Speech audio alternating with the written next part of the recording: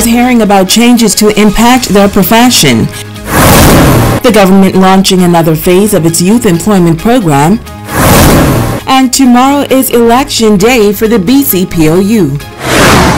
The Bahamas Tonight Northern Edition starts now. This is the Bahamas Tonight, the Northern Edition. Good evening all. I'm Shashina Rolfarkas, and as always, it is so great to have you with us. Topping the news this evening, the Ministry of Works hosting a contractors information workshop on Grand Bahama. During the session, contractors heard firsthand of the changes that are set to come on stream within the ministry. Italia Hall was there. The topics during the one-day seminar included contract pricing, payment procedures, pre-qualification documents, assessment criteria, e-procurement, project management, and site safety. The Minister of Works, the Honorable Desmond Bannister, says he is disappointed that more contractors did not show up. That for such an important seminar that the ministry has gone all the way to ensure that it's successful, that we were not very impressed with the showing. And I'm going to tell you why. We're introducing new procedures in the ministry, including our pre-qualification process. Nobody should take it for granted that they're going to get work from the Ministry of Public Works.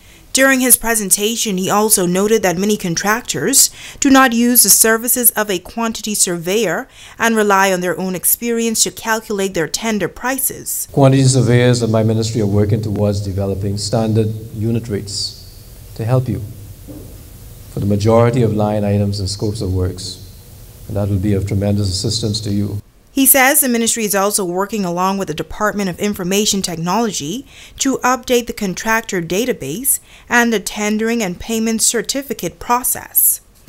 Contractors who do not keep up with the times are likely to be left out of many of the opportunities that will be advertised by the various government websites, because they are going to go up on websites very soon.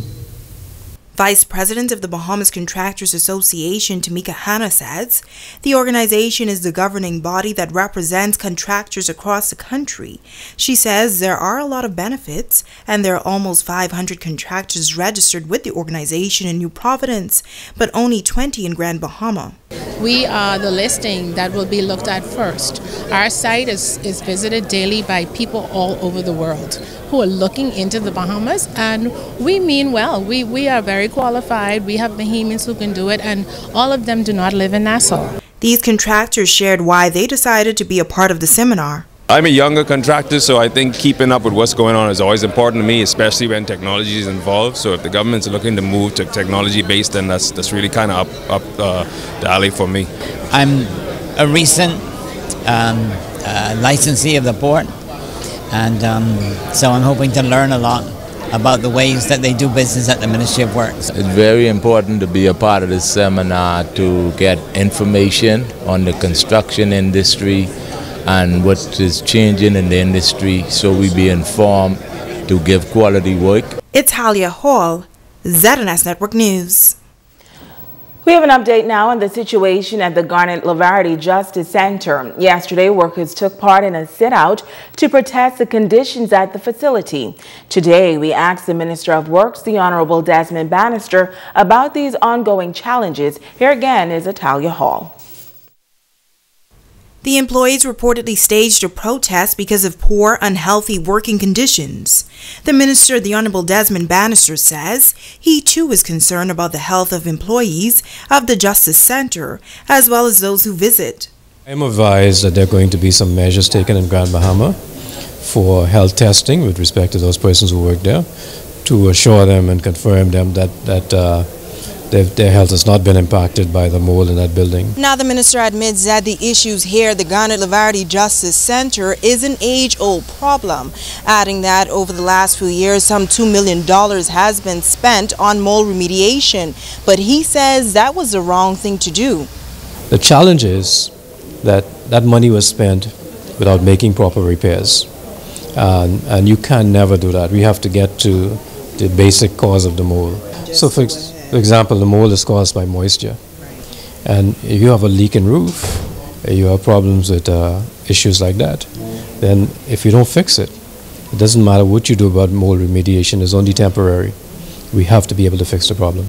He says contracts have been put out for tender among the contractors in Grand Bahama for the courthouse and the post office. We expect those contractors to come back with those tender documents. When they come back, those areas are going to have to be closed for some time. They're going to do the repairs properly. Once those repairs are done properly so that we could control the cause of the mold, then we're going to deal with the mold remediation. We have to do it properly. And Grand Bahama can be assured that that's my focus. I know what the contractors have to do. When they're working, my people will be here watching, and I will be back and forth very quietly, looking at what they're doing, because I want to make sure that the center lives up to the name of Ghana Liberty. Reporting for ZNS Network News, I'm Italia Hall. Thanks, Italia. Well, the second phase of the government youth employment program officially launched on Grand Bahama today. This phase includes high school students who will be able to attain some work experience over the next 4 weeks. An orientation season was held this morning. Megan Shepard reports. High school students on Grand Bahama receiving words of wisdom from Senator the Honorable Jasmine Turner Darius as they prepare to be a part of the government summer youth employment program.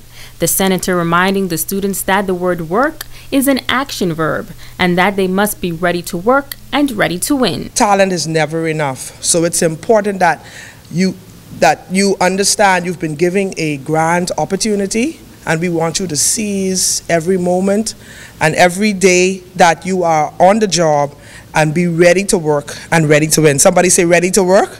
Ready to work. Ready to win.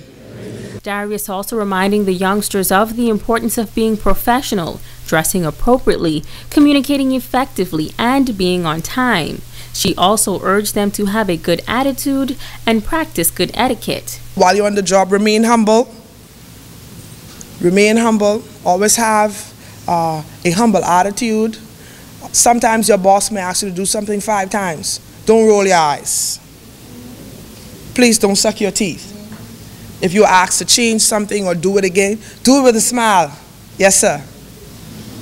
Yes, ma'am. You may be asked to write a letter, and it may not be the standard that your boss requires, and they may ask you to do it again. Take it back and say, yes, ma'am, and receive correction with a smile and with a good attitude. A good attitude will take you far. Someone said, attitude will determine your altitude. And so next year, you may not even be in this session, but the boss may just want you back and call you personally because you had a good attitude. She is also encouraging the students to step up and to be more responsible over the next 4 weeks. If you have to be late once or twice, don't have your mommy or somebody calling in talking about you sick and you know you just was up late last night or you watching something all in the wee hours of the morning. Don't go on Facebook on the job. Don't sit down and watch YouTube on the job. You must be eager to learn. Be eager to learn.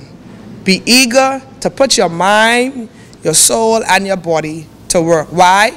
Because you are. Man, say that again. Because you are. May you have an awesome time, and may what you learn in this job experience prepare you and ready you for the job market, even when you're out of school. Megan Shepard, ZNS Network News. Great words of advice. Tomorrow is election day for members of the Bahamas Communications and Public Officers Union throughout the country. There are a number of candidates contesting various positions in tomorrow's poll, but the name of the current president will not be on the ballot. Megan Shepard explains. He has served the BCPOU for decades, first serving as shop steward and then working his way up to the top post, and now Bernard Evans is stepping down. He says over the years he has had many accomplishments while fighting for the rights of workers. With me and my administration, we were able to do over 1,000 promotions. Definitely the VSAP, maintaining the VSAP is one, given that we know that the company in BTC, that is, we're going to continue to try and downsize. And so we wanted to ensure that those members will not be impacted negatively in that regard. I think one of the greatest things for me too was accomplishing finally the pension plan for the workers at the Bridge Authority. Evans also served as vice president for 6 years before securing the post of president for 9 consecutive years. He says that a good leader must recognize when it is time to step down and allow new blood and new vision to lead the organization forward. As elections are set to be held on Friday, July 27th, Evans shares this bit of advice to the incoming executive board. To be well-read, studied up, know the operations of the company, know the operations of this current administration, because 2 of the precincts, ZNS and the Bridge Authority, are under government control. Definitely BTC, the biggest elephant in the room.